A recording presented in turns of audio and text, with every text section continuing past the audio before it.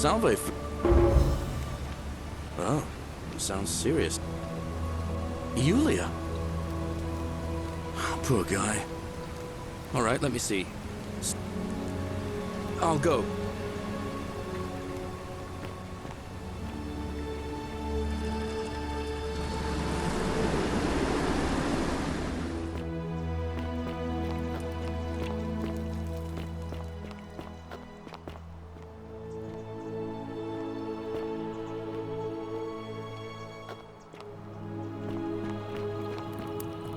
You, Sisyphus, attack or pursue the stone that always returns. Just as the ocean accepts the rivers of all the world, so this place accepts all the souls. But it does not notice the crowds that come. The bloodless shadows wander without flesh or bone. Some crowd the forum, some the house of the ruler of the depths.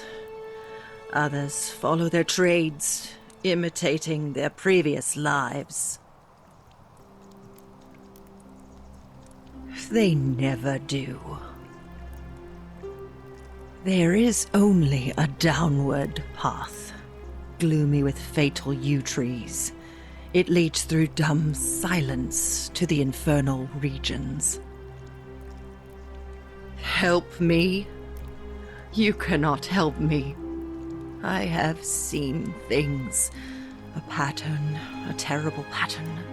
It is better for you if you remain ignorant. Pandora's box must stay closed. I'll say no more.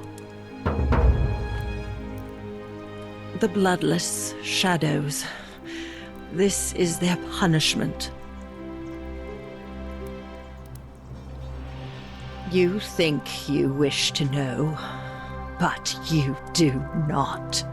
It is better for you if you remain ignorant.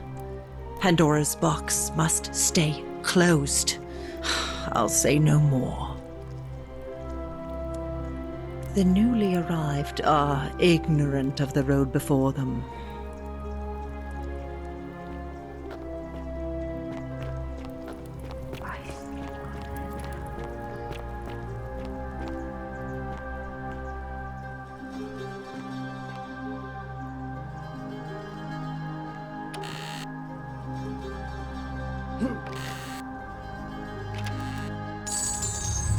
The many shall suffer for the sins of the one.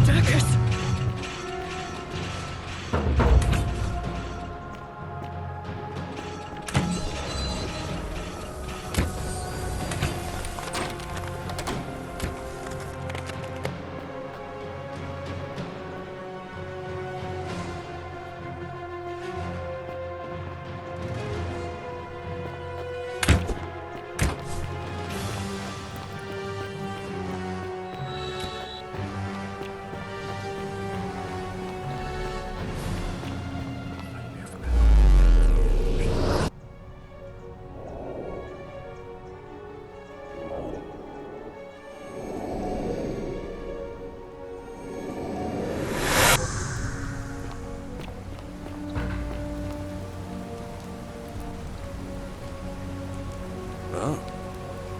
You... All right. I'll go.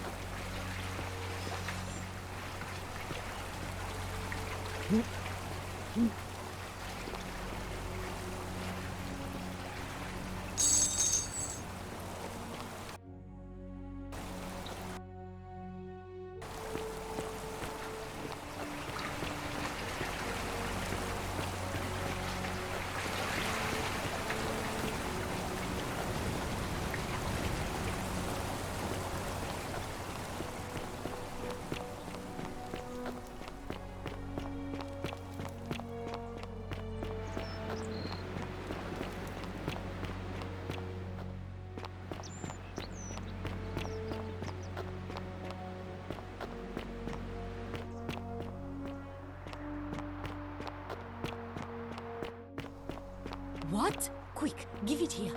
I'm just going to help her swallow this. I think she's going to be alright. Galerius, you're amazing. How did you know? I was just doing what the new guy told me. I don't understand. Ah, a fellow traveler from a faraway land. Greetings, I'm Jordan. It gladdens me to see another foreigner in our midst. We must stick together, you and I. My friend, your words intrigue me more and more. But yes, very well, ask me what you will. My story? How kind of you to ask. I am a tailor and I run the humble shop in the forum. You mean to say, with all the turmoil and terror of the Golden Rule and so few customers, why bother setting shop at all? I'll tell you, it is precisely because of the Golden Rule that I wish to remind my friends of the importance of looking one's best. I say, the more of our customs we preserve down here, the more we can preserve a semblance of normality, the better our chances of keeping our heads. Don't you agree? Well, if that doesn't persuade you, think of it this way. If we all end up as golden statues for future generations to marvel at, I don't know about you, but I would like to look my best. A good question. A very good question indeed. And I would be happy to tell you if only I could remember it clearly myself. I remember I had just been to Rome to sell an extraordinary selection of wares, and drowning in coin, I decided to celebrate my success. I rented a prestigious villa by the Tiber, invited over a few select friends, and we began making our way through some of the most exquisite wine money could buy. Quite a lot of it, in fact. Now, I have had visions and awoken in strange places before. I have even found myself naked in the desert sands more than once, but none of that compares to this. This time, I remember people screaming, then falling into a void as empty as time before creation, gasping for air, and then nothing. When I regained my faculties, I was lying naked by the banks of the Tiber, gods know how many miles from my villa. Indeed. I'm lucky I was carrying a little extra weight. I believe it kept me afloat. In any case, it seems I'd been rescued and resuscitated by a benevolent stranger. I went to find firewood for his campfire, stumbled across a cave, and discovered that trapdoor temple. And here I am.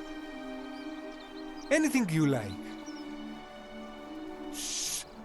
Not so loud! What are you playing at? I must ask you to stop that at once. Have you not been told about the last attempt? Oh, then I suppose this duty falls to me. It is a long story.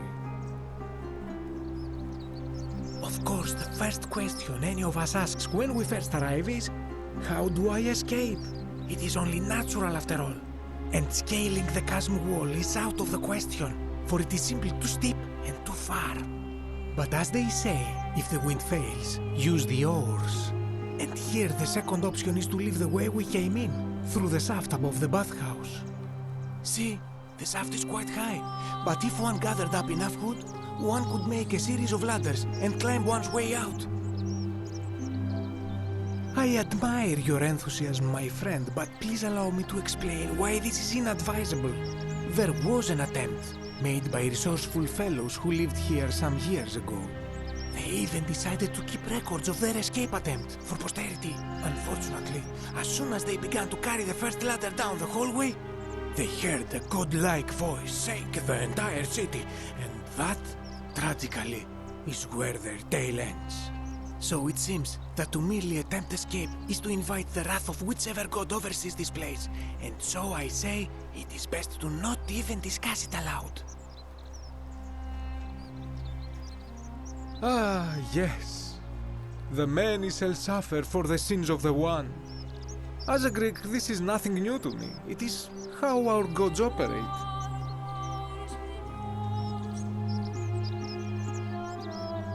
I hope that our paths cross again soon, my friend.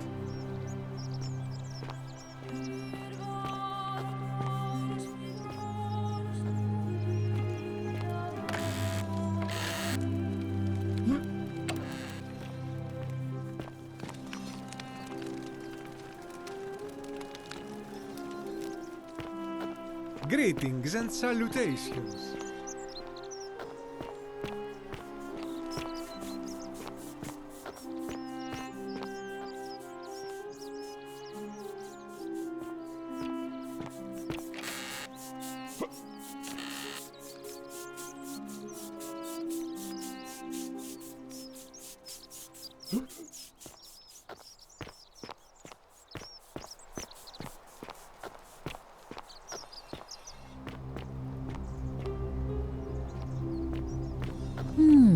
A golden bow. Feeling all right?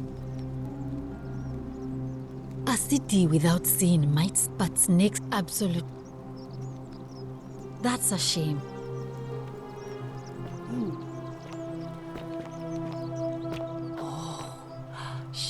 Salve and welcome. Need something? Oh, there's not much to tell. I mostly just bake bread and try to help out where I can. I suppose it all started about 8 months ago. I was living in Rome with my family when I got sick. Terrible timing. My pa had just arranged a husband for me, a fisherman's son. I was about to meet him for the first time when I came down with an awful fever. I spent the next week in bed. Pa paid priests to make offerings to Asclepius, a white rooster, then a goat. But nothing worked. In the end, they decided I'd do better outside the city. Clean air in the countryside would do me good, they said. But after about a day in a carriage on the Appian Way, I was getting worse, not better. I remember closing my eyes for a bit, and I guess I must have fell asleep, because when I opened them again, I was in a forest by a river. I suppose the driver took off with his fee and left me for dead. Can't say I blame him. I wouldn't have wanted to catch what I had either. Anyway, I went searching for help, stumbled across the trapdoor temple, and here I am. Oh yeah, I suppose you're right. Hadn't really thought about it. But the gods are mysterious and powerful. Who knows what their plans are for us? What? You've been here a few moments and you're desperate to get out already? Why not give the place a chance before you try to leave? Good people here. Galerius works hard on the farm so I can put food on our tables, and Lucretia tries to keep us healthy. My friend Georgius is always mending our clothes, and Virgil makes sure these old walls don't fall down around us.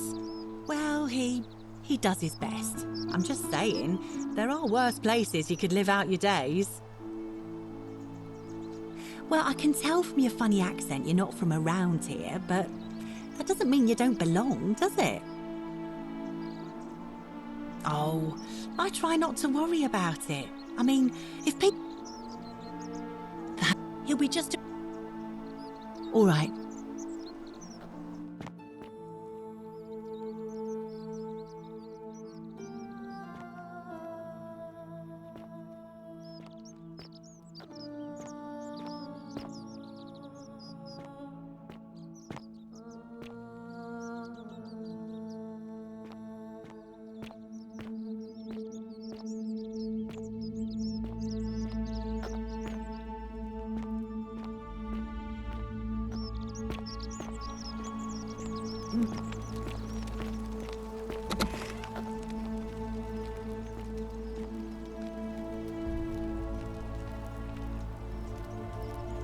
Sorry, I'm still a bit out of it.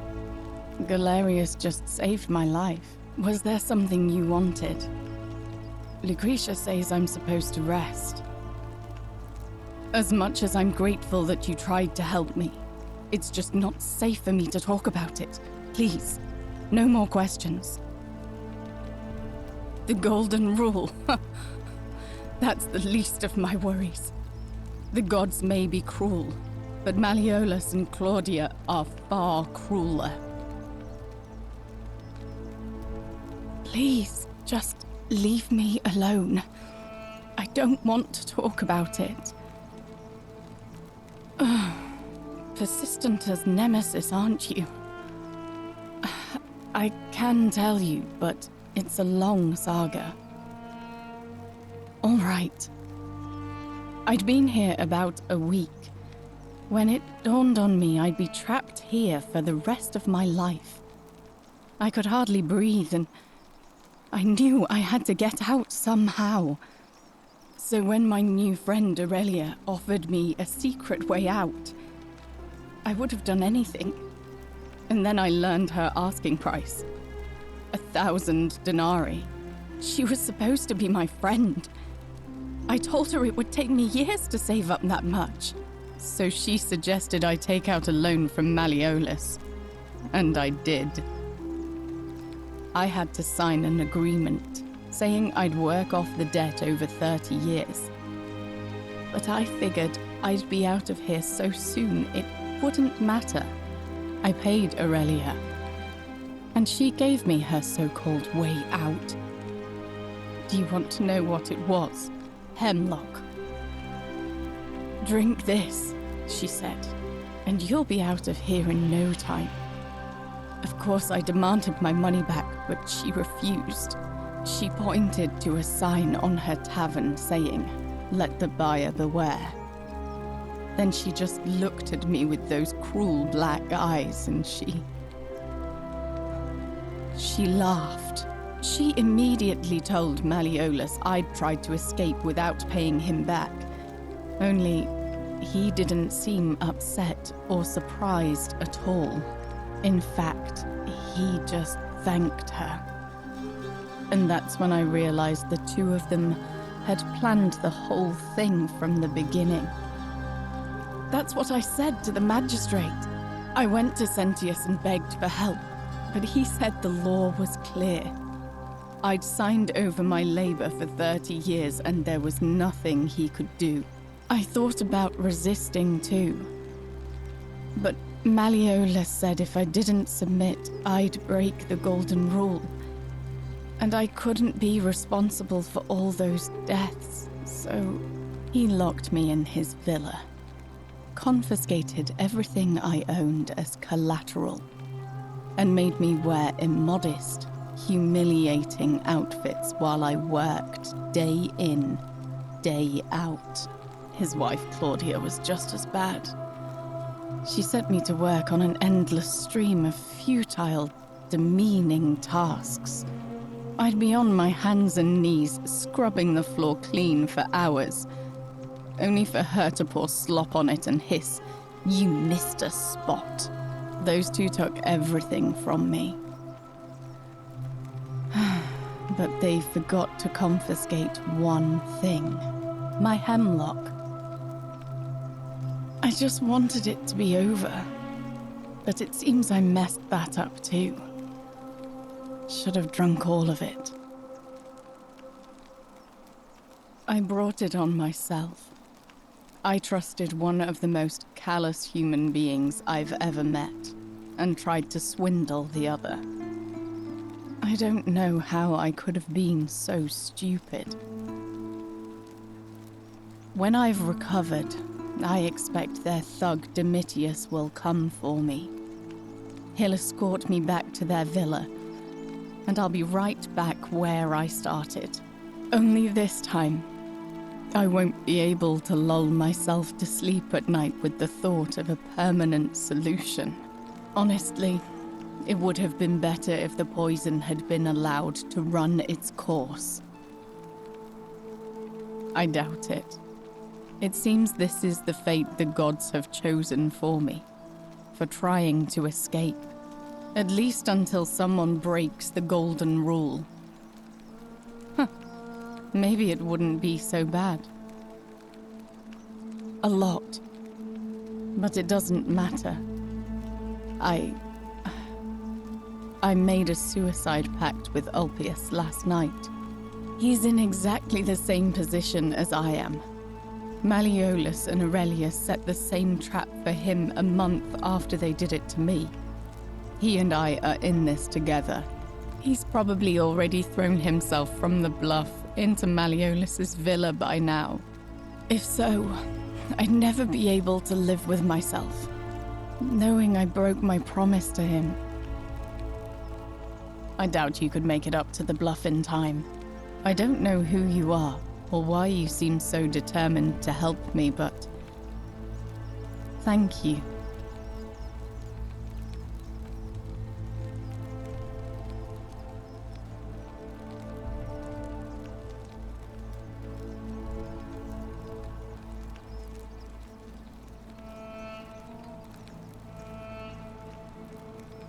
Oh, it's you again.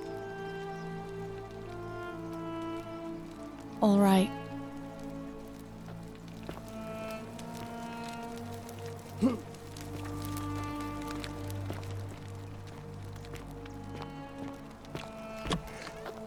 May Apollo keep you safe.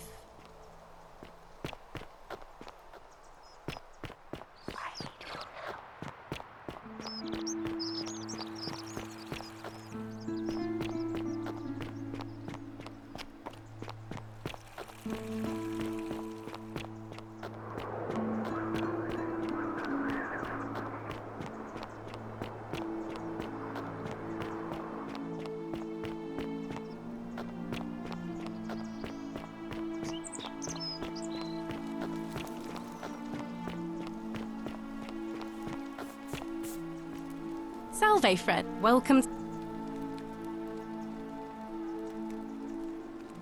All right, well, it was lovely. I can't believe this is how it ends.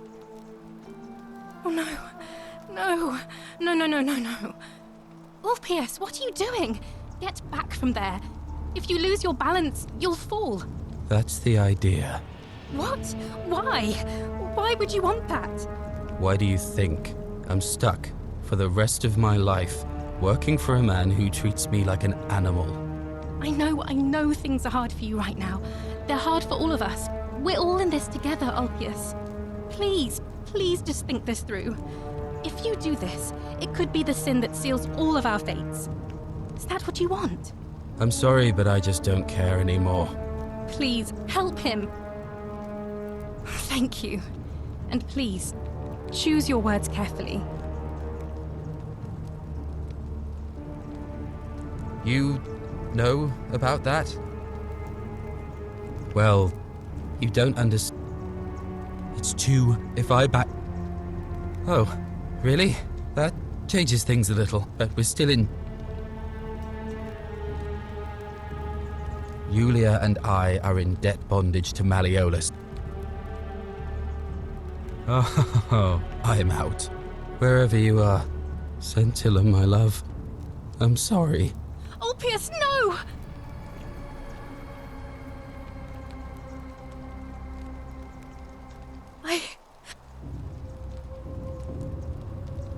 I'll have...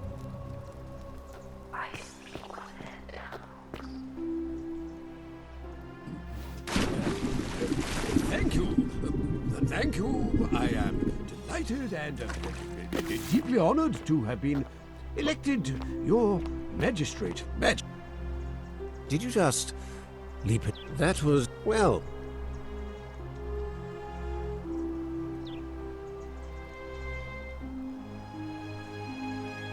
My name is... You... and I like to... Unlikely, because it's simply... You... and I like to think... Well... Unlikely.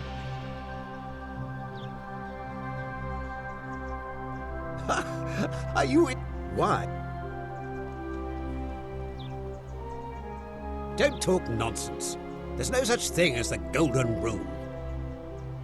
How could you possibly know that?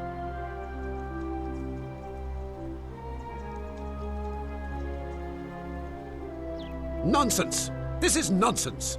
I don't know how you know about my plans, but I'm absolutely sure Sentius is involved somehow.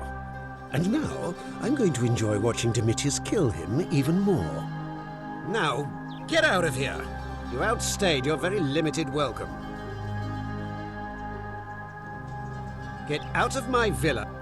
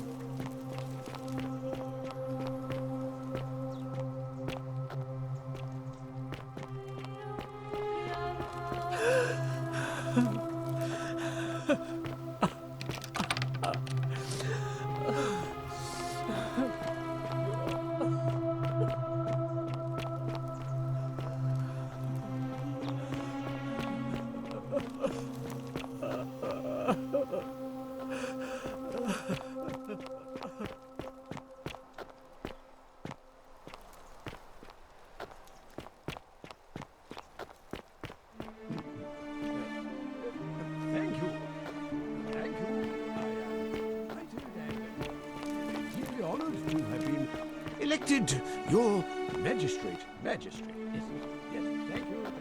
I do.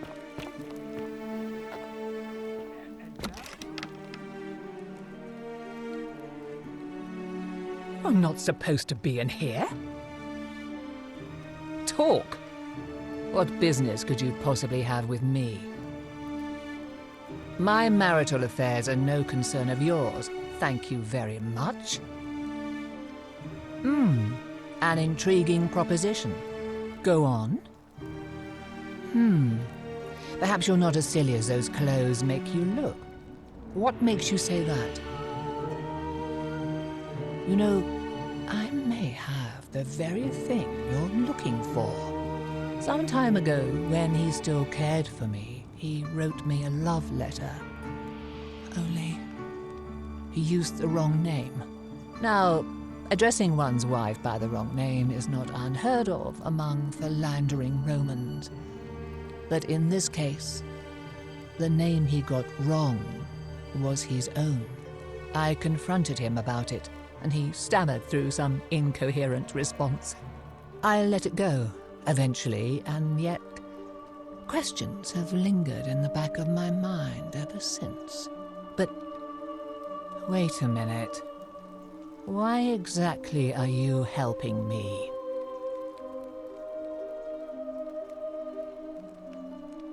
To withdraw? Listen, I may not be Penelope to his Ulysses, but to ruin his plans to become a magistrate? You must think me quite mad. I've heard enough. Get out of here at once. Domitius, come quickly. We're being robbed. Do I need to call Domitius? Get out.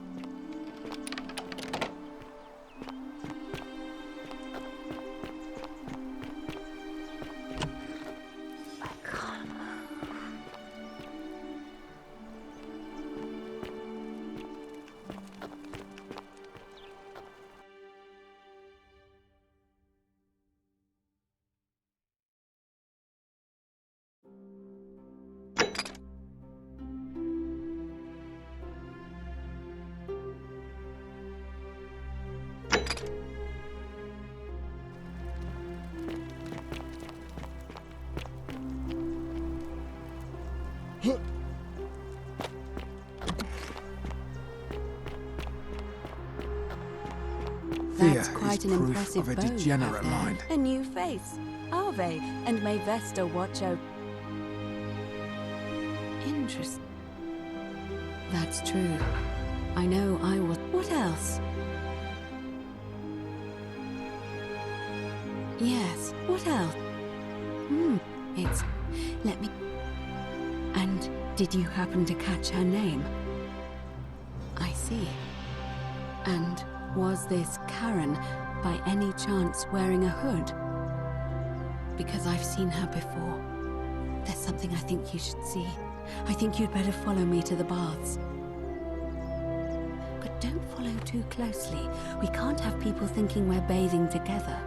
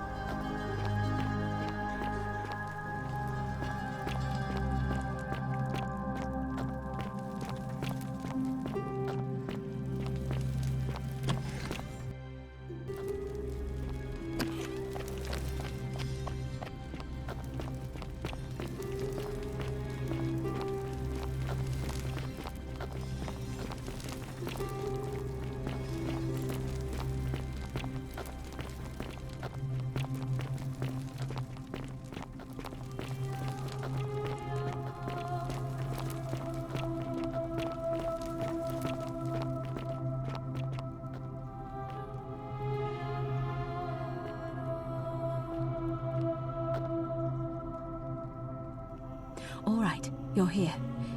You were asking how I knew the young woman you met by the river was wearing a hood. Here, look down at the bottom of the baths. It's a little hard to make out in this light. If only we could see. Oh, what a marvelous lamp. But do you see it? Somebody waking up by a river in a forest to find a hooded figure with a coin. It's just as you described it, only your pronunciation is a little off. The name you heard wasn't Karen. It was C-H-A-R-O-N, as in Charon, the ferryman of the dead. Charon, who, in exchange for the right coin, helps the souls of the newly deceased cross the Styx, the river that separates the land of the living from the land of the dead. When I dragged you out of the river, I thought you were never gonna wake up. I checked your pockets for ID, but all I found was some loose change. Feels like I've spent my whole life in a dead-end job with an endless commute. Sorry if I sounded cagey, it's just that I don't always get the best reactions when I introduce myself. My name's Karen. There are a bunch of old stories about the gods punishing people by making them do the same futile task over and over. But on the bright side, at least you're not stuck in the underworld like they all were. I'm so sorry, my friend. I'm so sorry. I take it you know what this means. I'm afraid so. It's all starting to make sense. All these people whose last memory was running from the fires toward the river. It seems none of them escaped with their lives after all. Perhaps we should be grateful they don't remember their final moments. It also tells us that the Golden Rule is the work of Pluto, the god of the underworld, and why his epithet has always been Father of Riches. I know it's a lot to take in, and you look as if you have questions, so I'll try to answer them if I can. That was my first thought too. In the old stories, the underworld was where the souls of the deceased were taken. But it was also possible for the living to reach it without dying, if they were particularly fearless. So I'm afraid I don't know. Oh, I'm sorry. I keep forgetting you're not from here. If you were Roman, or even Greek, you would know these stories. Each of them is slightly different, whether the storyteller was Plato, Homer, Virgil, or Ovid. But they always involved the souls of the dead meeting a grim ferryman named Charon on the bank of a river. It was said that he'd help the new arrival cross, only if they could pay him with a coin, an obol. That's why it was once our custom to bury our loved ones with a coin in their mouths. Charon's obol, we called it. Of course, an obol was a kind of Greek coin, because we inherited this knowledge from the Greeks. To be fair, the ferryman isn't exactly as the poets described, and he, she, they seem to appear to different people in different guises. You say you saw a young woman named Karen with a hood, and I once heard Kabash mention a stranger in a ram headdress named Kerti, and Rufius described meeting a stranger named Kumut Tabal wearing an eagle headdress. But whatever form this stranger took, they were always wearing a hood of some sort, and their name always began with a K sound. I suspect the only way you'll solve this riddle is if your paths cross again. Good question. Let's see. In the stories, Charon would always require a coin as payment for passage across the river, but that never made any sense to me. What does an ancient immortal being need with coins? In our case, it seems Charon didn't take the coins we had. He or she merely checked we had one in our possession. So, maybe there's something special about the coins each of us had on us. That might explain why we wound up here, but so many others did not. No. I mean, I had my suspicions, especially after Livia's ramblings, but I would never have figured it out without your help, I promise you. Now that we know where we are, we have to figure out what to do about it, if we don't want to be cast into gold for eternity. We don't have much to go on, except the old stories. I remember 4 in particular about heroes in the underworld. Hercules, the demigod and son of Jupiter. Orpheus, a Thracian poet. Sisyphus, a king of Ephyra. And Aeneas, a Trojan hero. Hercules was able to leave the underworld because he cowed its god with his strength. Sisyphus and Orpheus both relied on their wits instead. They persuaded the goddess of the underworld, Proserpina, to help them escape.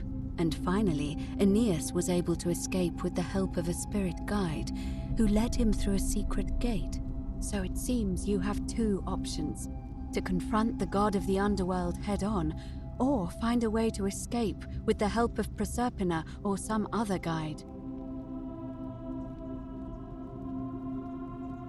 All Romans try to avoid saying it, and the reason is quite simple. He might hear us. You may refer to him as Pluto, if you wish, but you'll only be calling attention to yourself. Do so at your own peril. Shh! Is everyone so blunt where you're from? Oh! That option, as I Are you telling me that I won't? So, who knows? But first, it looks as if you... It's the time you'll find. However, that means you'll... Good question. To answer, it would have had the... And there's only one. They've been no... If I were... But I don't... Perhaps... I'm afraid... As I meant... It's... It... True. Oh, I see. It's a reasonable... All right. As for... In any case, may for...